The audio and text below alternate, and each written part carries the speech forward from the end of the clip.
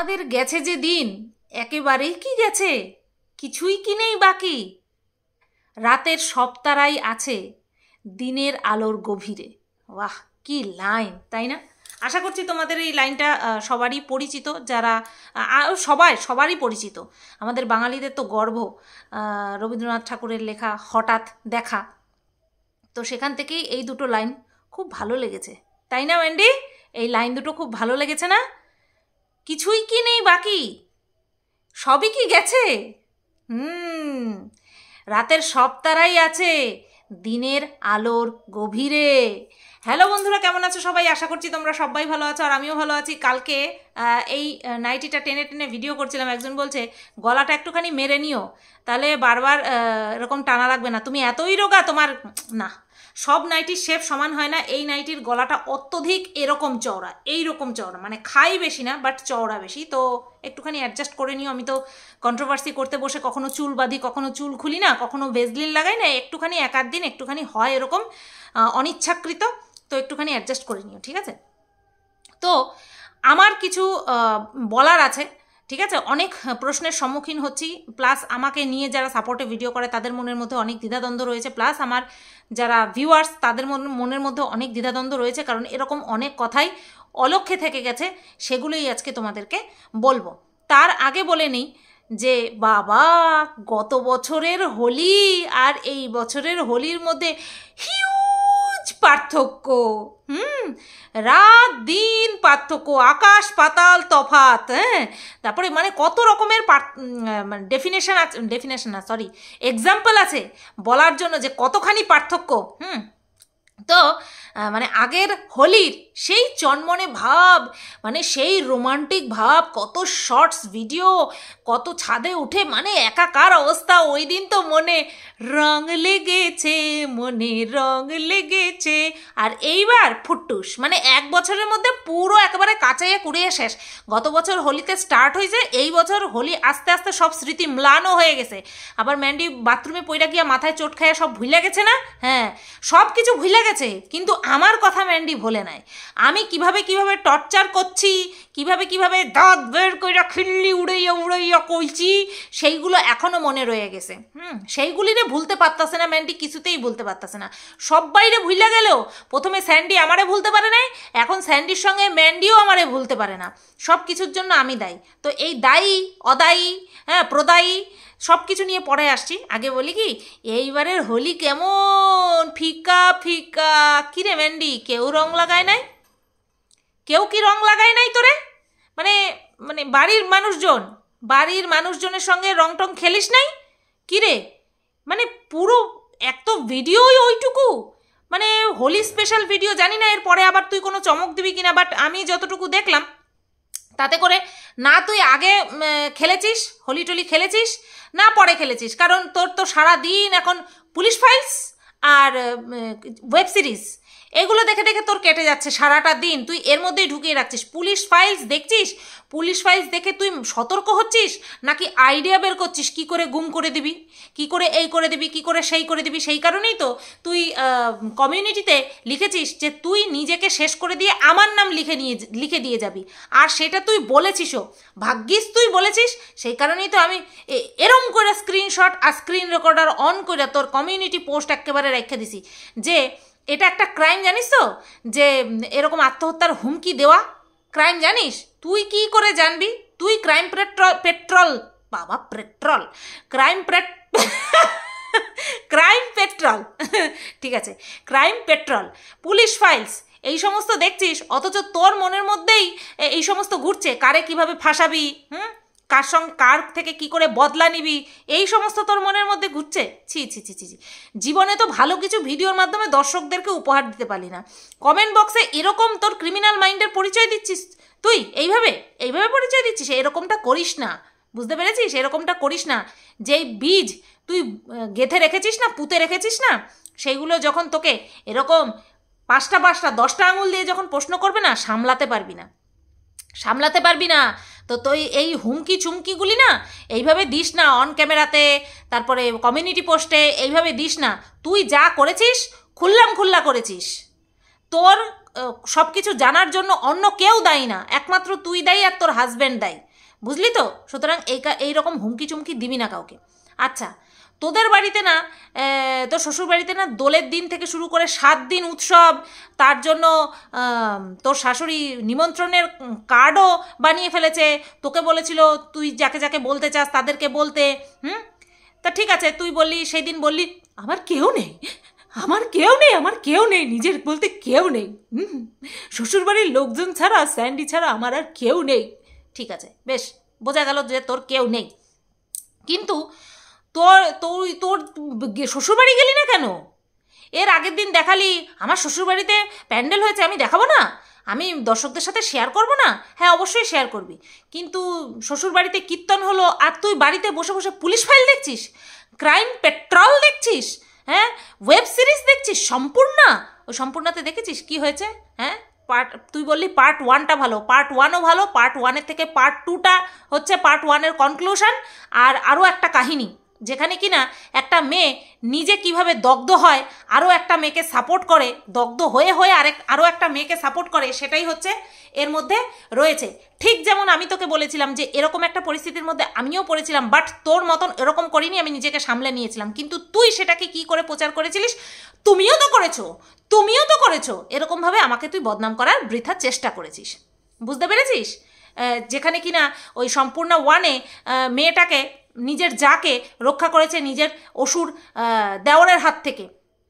সম্পূর্ণ পার্ট 2-এ কি দেখা গেল যে নিজেও সে অত্যাচারিত হয়েছে, ছোটোবেলায় সে অ্যাবিউজড হয়েছে নিজের মামার কাছ থেকে, নিজের মামার কাছ থেকে অ্যাবিউজড হয়েছে।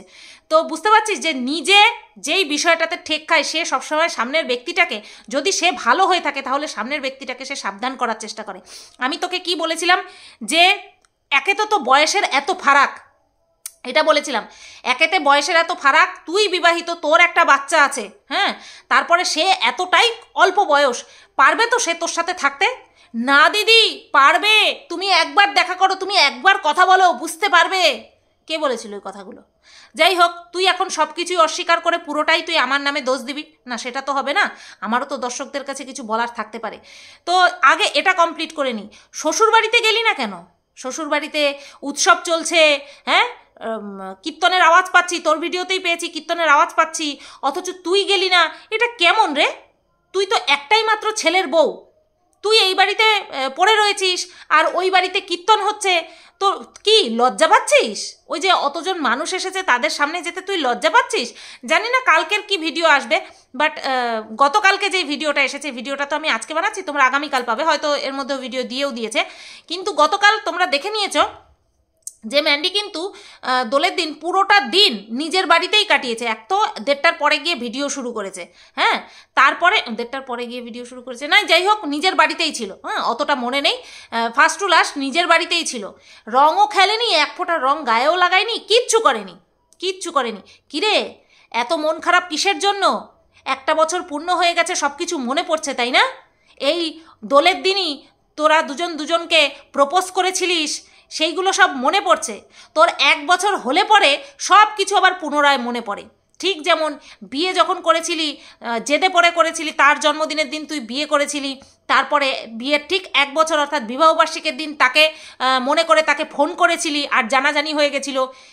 এই বিষয়টাও ঠিক সেরকম কি? কারণ মানুষের স্বভাব কিন্তু কুত্তার লেজ, কোনোদিনও বদলায় না।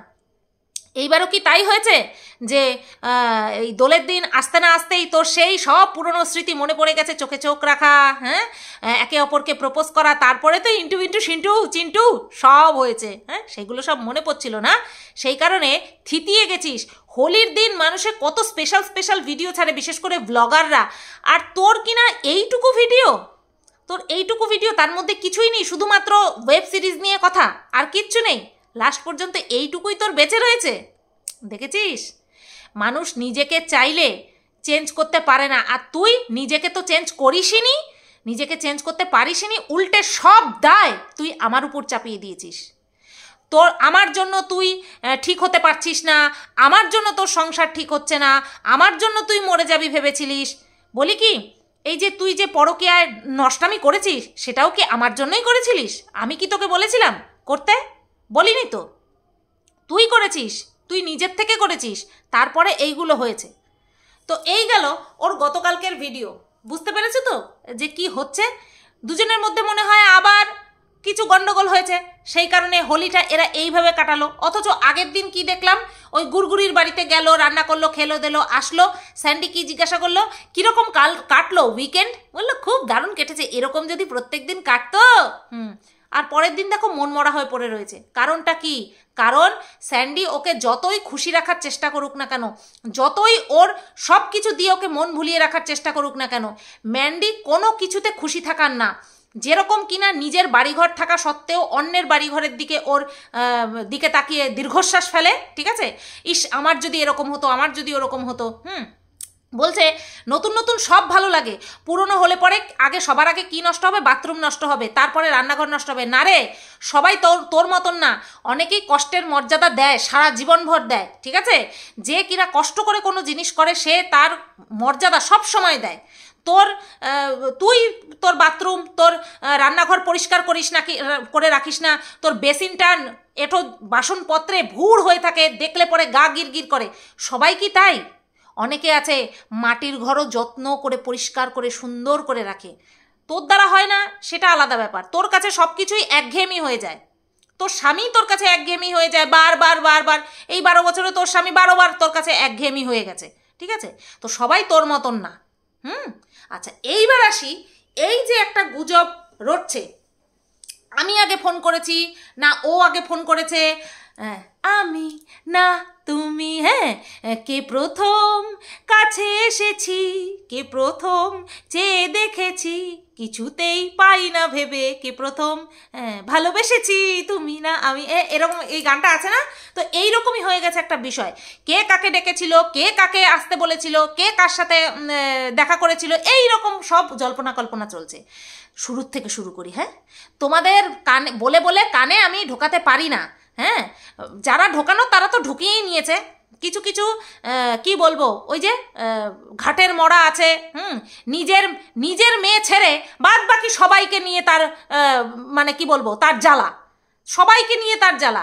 নিজের ঘরে বিয়াইত্তা মাইয়া পড়ে রইছে, তারে মানে গতি করার কোনো ইয়ে নাই, ওটারে কি বলে, লক্ষণ। তার কোনো লক্ষণ নাই।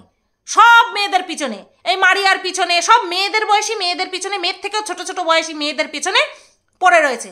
শালা আজাইরা কাজ নাই, ঘাটের মরা কথাকার। তো তোমাদেরকে বলি,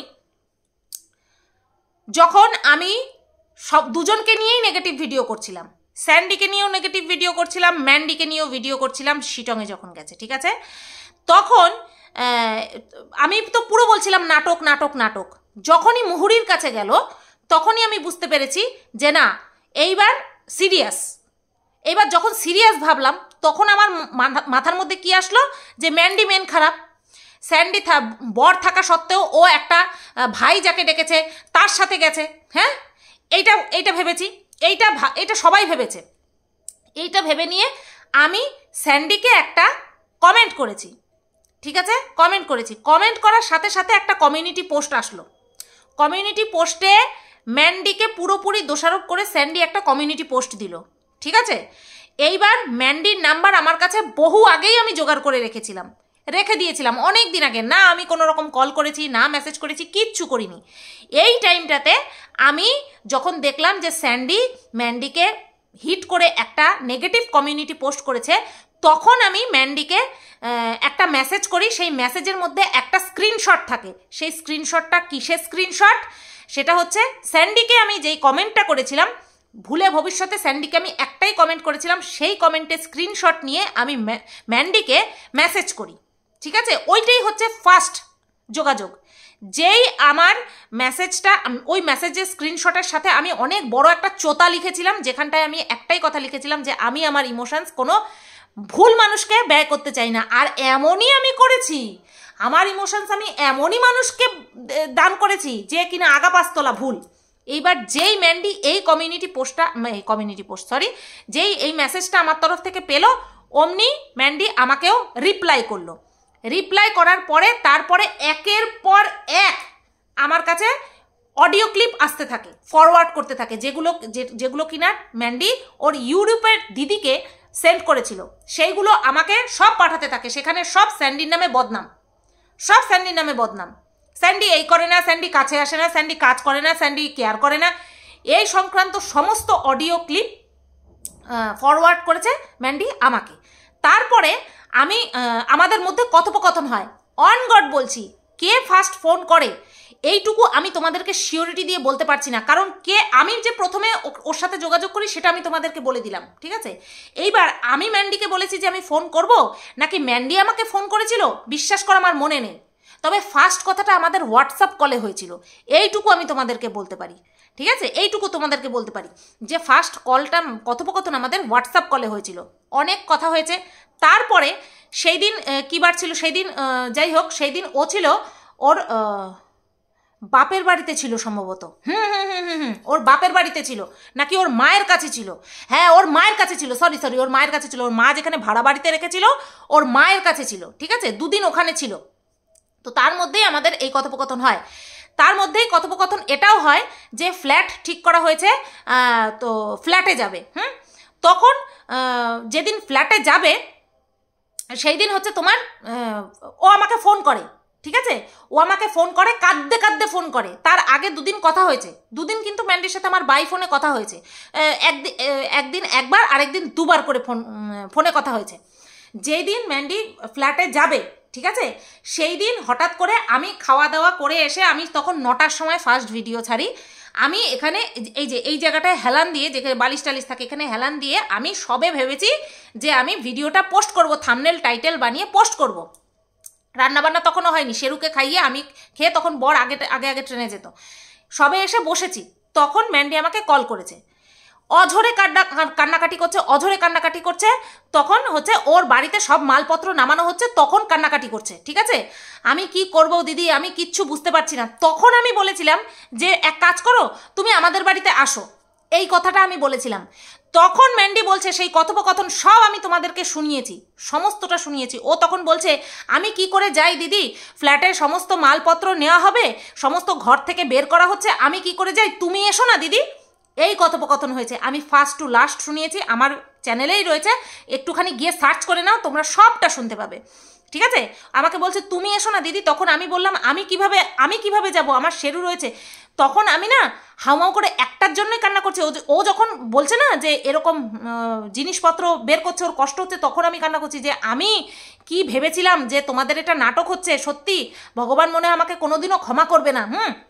তখন ও বলছে না দিদি তুমি কিচ্ছু করনি, তোমার কি দোষ, তুমি তো জানতে না, তুমি এসো না দিদি। এই বলে আমাকে পায়ে ধরা থেকে শুরু করে কোনো কিছু বাদ রাখিনি, তুমি এসো না দিদি, তোমার পায়ে ধরছি দিদি, তুমি এসো না দিদি, তোমার পায়ে ধরছি দিদি। আমি এই ভয়েস ক্লিপটা তোমাদের সবাইকে শুনিয়েছি, তারপরেও না জানি তোমাদের এত কিসের সন্দেহ, ঠিক আছে। যেখানে কিনা আমাকে বলা হচ্ছে যে আমি ডেকেছি, ও ডেকেছে, এই সমস্ত, যেখানে ও আমাকে পায়ে ধরে ডেকেছে যে তুমি এসো না দিদি, আমি কিচ্ছু জানি না, তুমি এসো না দিদি, তোমাকে জড়িয়ে ধরতে চাই আমি, এই সমস্ত কথা বলে আমাকে ডেকেছে। আর আমি কান্না করেছি কেন, যেহেতু আমি বলেছিলাম যে ডিভোর্সের বিষয়টা নাটক, আমার মনে হয়েছিল কি আমি পাপ করেছি, এই জন্য আমি কান্না করেছিলাম, এছাড়া অন্য কোনো কারণ ছিল না। তো তখন আমি বলছি যে আমি শেরুকে কোথায় রাখবো, ও তখন ম্যান্ডি আমাকে বলছে তুমি তো একা আসতে দেবে না, তোমাকে পারমিশন দেবে না, তুমি দাদাকে নিয়ে এসো, এটাও বলেছে, ঠিক আছে। তখন আমি বললাম দাদা তো বাড়িতে নেই, দাদা কাজে চলে গেছে, শেরুকে আমি কোথায় রাখবো, শেরুকে যদি রাখতে পারতাম তাহলে আমি চলে যেতাম, তুমি আসো না দিদি, আমি জানি না, তুমি আসো না দিদি। আমি শেরুকে রাখলাম মিঠুদির কাছে, আমি গেলাম, ঠিক আছে, আমি যখন বনগাঁ থেকে নামি, আমি তোমাদেরকে বলেছি পড়ে যাই আমি হটকারিতা বশত, যেহেতু রানাঘাটের ট্রেন খুব কম, রেয়ার বনগাঁ থেকে, আমি কোনো রকমে গিয়ে রানাঘাটের ট্রেনে উঠি। সেখানে ট্রেন যখন ছাড়লো, ট্রেন ছাড়ার পরেও ম্যান্ডির সঙ্গে আমার কথা হয় ট্রেনে, ফোনে আমাকে বলছে দিদি তুমি আমার মেয়েটাকে নেবা, দিদি তুমি আমার মেয়েটাকে নেবা, আমার মেয়েটা তোমার কাছে খুব ভালো থাকবে, তোমার তো সন্তান নেই, আমি জানি তোমার কাছে আমার মেয়েটা ভালো থাকবে, তোর মেয়ের মাথায় হাত রেখে বলিস তো ম্যান্ডি আমি কথাগুলো সব সত্যি বলছি না মিথ্যে বলছি, তোর ওই পোষ্যটাকে জানাস যে আমি সত্যি বলছি না মিথ্যে বলছি। তারপরে আমি বললাম যে দেখ এখন তুই আউট অফ কন্ট্রোল হয়ে রয়েছিস, আউট অফ মাইন্ড হয়ে রয়েছিস, তুই এখন চুপচাপ থাক, পরে সব কিছু ভাবা যাবে, পরে সব কিছু দেখা যাবে, তোর মেয়ে যদি আমার কাছে এসে তুই যদি রাখতে পারিস আমার কোনো ব্যাপার না, আমি রাখবো, কোনো অসুবিধা নেই, কিন্তু এখন তুই একটু শান্ত হ।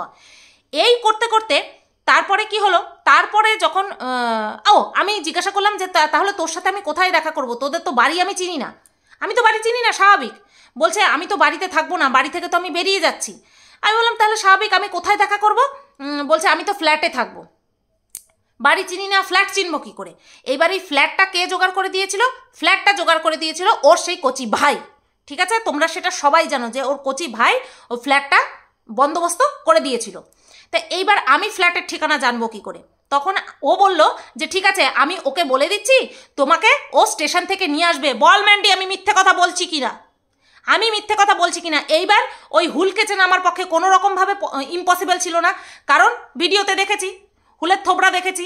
ঠিক আছে, এছাড়া তো ওর সাথে তো আমার পার্সোনালি কোনোদিনও কথা হয়নি, তো হুলের থোবড়া আমি দেখেছি। তো এইবার ও বলেছে যে ওর সঙ্গে কথোপকথন করে নিয়ে। তখন আমি বললাম যে ওকে আমি চিনবো কী করে যদি না চিনতে পারি? বলছে তুমি তো ভিডিওতে দেখেছো। আমি বললাম হ্যাঁ সত্যি তো ভিডিওতে দেখেছিলাম, তখন আমার অত মাইন্ডে নেই। তাই এইবার আমি বললাম তাহলে ওর সঙ্গে যোগাযোগ। তখন ও আমাকে ওই হুলের নাম্বারটা দেয়। ঠিক আছে, ও তখন আমাকে হুলের নাম্বারটা দেয়। তো যাই হোক, তখন আমার হুলকে ফোন করার প্রয়োজন পড়েনি, যখন নামবো তখন করে নেব। বা বনগাঁ থেকে রানাঘাটের দূরত্বটা অনেকটা, আমি বললাম ঠিক আছে একটা সময় করে নেব। তো একটা সময় ফোন করিও, ট্রেনে থাকতে থাকতে ফোন করি, বললো ঠিক আছে দিদি তুমি এসে আমাকে ফোন করো, আমি আমার বাড়ি ওই স্টেশনের কাছাকাছি কি নাকি বললো, আমি চলে আসবো। আমি বললাম আচ্ছা ঠিক আছে। এবার আমাদের সঙ্গে ফোন নাম্বার দেওয়া দেই হয়। ঠিক আছে, তারপরে এইবার ট্রেন থেকে নামার আগে কিছুক্ষণ আগে ওই হুল আমাকে ফোন করে, দিদি মো ফোন ধরছে না। হ্যাঁ মো ফোন ধরছে না, ফোন সুইচ অফ বলেছিল, হ্যাঁ ফোন সুইচ অফ। ঠিক আছে, ফোন সুইচ অফ। আর আমি বললাম ঠিক আছে দেখি আমি ট্রাই করে দেখি। তাই এবার আমি ট্রাই করছি, হ্যাঁ আমিও সুইচ অফ পাচ্ছি, তখনও আমি কিন্তু ট্রেনে। ঠিক আছে, তাই এবার আমি বললাম যে হ্যাঁ আমিও তো ফোন করছি সুইচ অফ পাচ্ছি। তো ও আমাকে আসতে বললো, আমি রানাঘাটের ট্রেনে বসে রয়েছি, আমি কিছুক্ষণ পরে রানাঘাটে নামবো। ও এরকমটা কেন করলো? তাহলে আমি কোথায় যাবো এবার? আমাকে তো আবার ফিরে যেতে হবে, আমার আশাটা ফালতু হয়ে গেল। এরকমটা কেন করছে ও? ঠিক আছে, এই বলতে বলতে তারপরে আবার ও আমাকে ফোন করলো যে এবার ফোন খুলেছে, কিন্তু আমি ফোন করছি দিদি ধরছে না, তুমি ফোন করো। এবার আমি ফোন করছি, আমার ফোনও কেটে দিচ্ছে ম্যান্ডি, আমার ফোনও কেটে দিচ্ছে। ভাবো কীরকমটা লাগে। তারপরে আমার সবসময় দুটো নাম্বার, সবার কাছেই দুটো নাম্বার থাকে। এবার আমার একটা নম্বরই ওদের কাছে, ম্যান্ডির কাছে ছিল, যেটা থেকে আমি হোয়াটসঅ্যাপ করেছিলাম, সেই নাম্বারটা থেকে আমাদের কথোপকথন হতো। এবার আমি কি করেছি, অগত্যা আমি এত দূর চলে এসেছি, কি করব। তার আগে তো ম্যান্ডি ফোন করে প্রচুর কান্নাকাটি করেছে। এবার স্বাভাবিক একটা টেনশন হয়, কিছু কি করে বসলো, কিছু কি হয়ে গেল নাকি কোন সিচুয়েশন হয়েছে, সেই রকম একটা ভেতরে একটা টেনশন হচ্ছিল। এবার আমি অন্য নাম্বার থেকে ফোন করি, অন্য নাম্বার থেকে ফোন করার পরে ও যথারীতি ফোন রিসিভ করে। এবার আননোন নাম্বার, ও বলছে হ্যালো। আমি বললাম কিরে তুই ফোন ধরছ, তখন তো আমি ওকে তুমি করে বলতাম, কি ব্যাপার তুমি ফোন ধরছো না কেন? আমি তোমাকে ফোন করছি, আমি রানাঘাটে ট্রেনে বসে রয়েছি, কিছুক্ষণ পরে আমি রানাঘাটে নামবো, আর তুমি ফোন ধরছো না কেন? হুল আমাকে ফোন করলো, তোমার ভাই আমাকে ফোন করলো যে ফোন ধরছো না কেন? ঠিক আছে, তখন বলছে আমি ঘর থেকে বেরিয়ে এসেছি, আমি বাড়িতেও যাব না, আমি ফ্ল্যাটেও যাব না, এই কথা বলছে। আমি বললাম তুমি এখন কোথায় আছো? বলছে আমি রানাঘাট 6 নম্বর স্টেশনে বসে আছি। এইবার রানাঘাটে আমি একা একা কোনো দিনও যাইনি। হ্যাঁ 6 নম্বর স্টেশন খুঁজে বের করা কোনো ব্যাপারই না, কোনো ব্যাপার না, কিন্তু আমি যা বুঝতে পারছি এখন এখানে তখন সেখানে, হ্যাঁ এখন এখানে তখন সেখানে, আমি কি করবো এবার? এইবার রানাঘাটে নামার পরে আমি বললাম যে এবার তুই কোথায়? এইবার সেই নাম্বার থেকেও ফোন ধরছে না। 6 নম্বর স্টেশনে বলার পরে ওই নাম্বার থেকেও এবার বুঝতে পেরে গেছে ওই নাম্বারটা আমার, এবার সেই নাম্বারটাও ধরছে না। এইবার আমার অগত্যা কি করার আছে, তার মধ্যে আমার হুলকে ফোন করা হয়ে গেছে যে আমি কিভাবে চিনবো, আমি কি করবো এবার।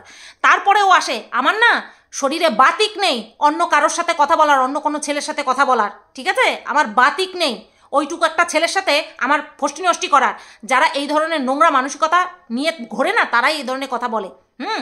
তারপরে এইবার ওর সাথে আমার স্বাভাবিক, আমি ওকে চিনতে পারি দেখে, একটা স্কুটি নিয়েছিল, হাফ প্যান্ট বা বারমুন্ডা যে পরে, আর একটা গেঞ্জি পরা ছিল। এইবার আমি বললাম যে এবার আমাকে নিয়েও ফ্ল্যাটের রাস্তায় যাচ্ছে, ফোন ধরছে না ম্যান্ডি, ফোন ধরছে না। এবার ফ্ল্যাটের রাস্তায় যাচ্ছে, আমি বললাম দাঁড়াও না ফোনটা ধরি, ও যদি ফ্ল্যাটে না গিয়ে থাকে ফোনটা করি, তারপরে ফোন করতে করতে ফোন ধরে। আমি বললাম কিরে তুই কোথায়, তুই ফোন ধরছিস না কেন? বলছে আমি 6 নম্বর স্টেশনেই বসে আছি, 6 নম্বর প্ল্যাটফর্মে, 6 নম্বর স্টেশন তো হয় না, 6 নম্বর প্ল্যাটফর্ম। এইবার আমাকে বললো যে তুমি এই পাশ দিয়ে যাও, তো যেহেতু বাইক ছিল, স্কুটি ছিল, সেহেতু ও উঠতে পারেনি, তা বললো তুমি এই পাশ দিয়ে যাও। সেই আমি হাঁটতে হাঁটতে গেলাম, হাঁটতে হাঁটতে যাওয়ার পরে তারপরে দেখি ও বসে রয়েছে, আমাকে দূর থেকে দেখেই ও কান্নাকাটি করছে। তারপরে গিয়ে ওর সঙ্গে আমার কথোপকথন হয়। এইটুকু কথা তোমাদের অজানা ছিল, যেটা কিনা আমার মনেই হয়নি যে হ্যাঁ এটা বলতে হবে। আমি জানি তোমাদেরকে প্রমাণ দিতে হবে। হ্যাঁ, যে কে আমাকে ডেকেছিল, আমি কোন পরিস্থিতিতে ম্যান্ডির কাছে গেছিলাম, আমি কতখানি স্বার্থ নিয়ে গেছিলাম, আমি মানে কতখানি লোভে পড়ে মানুষের এত গালাগালি সহ্য করেছিলাম, সেইটুকু প্রমাণ করার জন্য আমার ওই অডিও ক্লিপটা তোমাদের কাছে যথেষ্ট। কিন্তু না, মানুষের কাছে কোনো কিছুই যথেষ্ট নয়। আমি শুনিয়েছি যে ম্যান্ডি কিভাবে, হ্যাঁ আমি মানছি ওই সময়টা ওর পাশে কেউ ছিল না। যাকেই পেয়েছে, মানুষ পাকে পড়লে যেরকম হয়, সামনে একটা মানে কি বলবো, ফিনফিনে দড়ি পেলেও সেটাকে আঁকড়ে ধরে বাঁচার চেষ্টা করে, ওর ঠিক সেটাই করেছিল। আর আমিও সেই সময়টায় ওর পাশে ছিলাম, ঠিক আছে। আর এটাকে সবাই সুযোগ সন্ধানী বলে। কই আমার মতন তো কেউ এসে দাঁড়ায়নি, আমার মতন তো আর কেউ এসে ওর পাশে দাঁড়ায়নি। আমি নয় সুযোগ নিয়েছি, গালি খাওয়ার সুযোগ নিয়েছি, তাই না? ভিউজ তো সবাই কামিয়েছে, শুধু গালিটা খেয়েছি আমি। আর আজকে তার প্রতিদান ও এইভাবে তার প্রতিদান দিচ্ছে। কখনো ওর স্বামী আমাকে এসে চুলকাচ্ছে, কখনো ও এসে চুলকাচ্ছে, তাই না? Case case case case case. তুই রেহাই পাবি আমি যদি প্রমাণ দেওয়া শুরু করি। প্রত্যেকটা কথা তুই আমাকে কিভাবে ইউজ করেছিস, কিভাবে ব্যবহার করেছিস। তো এই কথাগুলো তোমাদেরকে জানানোর ছিল যে এই হয়েছে, কোন পরিস্থিতিতে পড়ে আমি ওই হুলের সাথে দেখা করে ওর পর্যন্ত পৌঁছেছি, এইটাই হচ্ছে কথা। তারপরে সেই স্টেশনে বসে কি অবস্থা, চারিদিকের মানুষ দেখছে, ও হাউ হাউ করে কাঁদছে, চারিদিকের মানুষ দেখছে। আর ওই হুল ওর পায়ের কাছে বসে বলছে, তুমি ফ্ল্যাটে যাও। ওরা দুজনকে কখন তুই তুকারি করে, কখন তুমি বলে, ঠিক নেই। এবার আমি কি করি? এবার আমি শুধু ওকে এইটুকুই বলছি, তুই বাড়ি যাবি কি? না আমি বাড়ি যাব না। তুই ফ্ল্যাটে যাবি কি? না আমি ফ্ল্যাটে যাব না। আর না আমি স্যান্ডির সঙ্গে কথা বলবো, না আমি ওর সঙ্গে কথা বলবো, আমি কারোর সঙ্গে কথা বলবো না। তাই এই সমস্ত ছিনালি ওই প্ল্যাটফর্মে বসে বসে ও করেছে 10 থেকে 15 মিনিট ওখানটায় বসে ওকে বুঝিয়ে তারপরে আমি ফ্ল্যাটে গেছি। তখন আমি ভেবেছি সত্যিই ও একেবারে,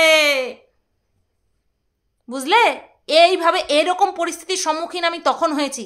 আর এখন ও আমাকে কতখানি ছোট করছে।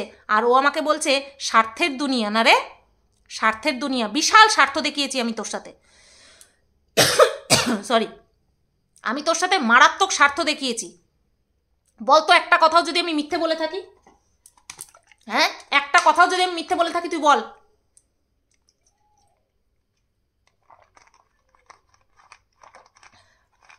ফোন নম্বর ধরছিস না, ফোন ধরছিলিস না, তার জন্য আমার দেখা করতে হয়েছে। কারণ তোর ফ্ল্যাটের ঠিকানা আমার জানা ছিল না, তোর বাড়ির ঠিকানা আমার জানা ছিল। আমার কি করণীয় ছিল বল, আমার কি করণীয় ছিল? ভাই করলি তুই, ভাই করে ভাইয়ের ড্যাশে ঢুকলি তুই, আর আমাকে দোষী করছিস। হ্যাঁ, বাড়িতে বসে ফষ্টি নষ্টি করলি তুই, আর বলছিস আমার জন্য তোর সংসার করতে পারছিস না। আমি তো তোকে সেই প্রথম থেকে বলেছি, ফ্ল্যাটে বসেও বলেছি, যখন ওই তোর ভাইকে তুই পাঠালি খাওয়ার আনতে, কচুরি আনতে তুই পাঠালি, সেটা আমার জানাও ছিল না। তুই কি বললি যে ধর, আমি তোকে কি বলেছি যে এইরকম বয়স এরকম ভুল করিস না। সত্যি তুই ঠিক তো? না দিদি, তুমি জানো না ও আমাকে কি ভালোবাসে, ও আমাকে ভীষণ ভালোবাসে, ও আমাকে ছাড়া বাঁচবে না দিদি, বাঁচবে না, ও আমাকে ছাড়া বাঁচবে না। একটা বছর ঘুরতে পারেনি, লাত লুত গেলানি মেলানি খেয়ে আজকে তুই এখন আমাকে নিয়ে বদনাম করতে বসেছিস। কি পাচ্ছিস রে আমাকে বদনাম করে? আমার উপরে স্টেপ নিয়ে তুই কি পাচ্ছিস সেটা বলতো। আর কত করবি? নিজের দোষ ঢাকার জন্য তোর বর তোকে সামলাতে পারেনি, সেই দোষও আমার উপরে দিল যে আমি নাকি তোদের সংসার ভাঙছি। এখন তুইও আমার উপরে দোষ দিচ্ছিস, আমি নাকি তোকে সংসার করতে দিচ্ছি না। হ্যাঁ, তোরা তো এক গোয়ালের কুত্তারে, গরু বলবো না, কুকুরও বলবো না, তোরা এক গোয়ালের কি এক নর্দমার কীট। এটা ঠিক, তোরা একই নর্দমার কীট। যখন কোনো দিক খুঁজে পাস না, তখন আমার দিকে তোরা দুজনেই আঙুল দিয়ে দেখাস। কেন রে, কেন? তো বলো, আর কিছু শোনার আছে তোমাদের? এইভাবে আমাদের এই পরিস্থিতি হয়েছিল। কে কাকে আগে ডেকেছিল, কে কাকে ফোন করেছিল। চলো সবাই ভালো থেকো, সুস্থ থেকো। শোনো, আমি কোনো সময় অন্যের ক্রেডিট যেমন নিজে নিই না, তেমনি আমার যদি কোনো ভুল থাকে সেটাকে স্বীকার করতেও আমার কোনো দ্বিধা হয় না যে হ্যাঁ আমি স্বীকার করবো, হ্যাঁ আমি এটা করেছি, সেটা বহুদিন ধরে করে আসছি। আর এই ব্যাপারটা আমি স্বীকার করব না? ও আমাকে ডেকেছিল, আমি বলেছিলাম যে ফ্ল্যাটে যা, হ্যাঁ যাব, আমাদের মধ্যে এরকম কথা হয়েছিল, তুমি এসো না দিদি, আমি বলেছিলাম ফ্ল্যাটে যা, সেটেল হ, তারপরে যাব। কিন্তু ও তার পরের দিনই ওইভাবে আমাকে ডেকেছে। এটা আগের দিন কথা হয়েছে, এটা হ্যাঁ আমরা দেখা করব। ও বলেছিল হ্যাঁ একদিন এসো না দিদি, তখন তো কেউ ছিল না পাশে, তখন তো পাশে কেউ ছিল না, আমি একটা গাধি বড় রকমের। এবার আমি ফেসে গেছিলাম। তখন আমি বলেছিলাম ঠিক আছে যা, তুই ফ্ল্যাটে যা। আমি তো ভিডিওতে দেখছিলাম ফ্ল্যাট ঠিক করেছে। ফ্ল্যাটে যা, সব মালপত্র গুছিয়ে নে, সেটেল হ, তারপরে এক সময় যাব। পরের দিনই এরকম বলেছে, পরের দিনই এই পরিস্থিতি ক্রিয়েট করে দিয়েছে ও। আমার এইভাবে যেতে হয়েছে আমাকে। তো চলো বন্ধুরা, এটুকুই তোমাদেরকে বলার ছিল। এরপরে আরও যদি ওর কোনো প্রমাণ লাগে না, দিয়ে দেবো, গুজে দেবো প্রমাণ। সবাই ভালো থেকো, সুস্থ থেকো, টাটা। এই ভিডিওটা যদি হুল দেখে, হুলেরও মনে পড়বে যে দিদিভাই যা যা বলছে সব সত্যি বলছে।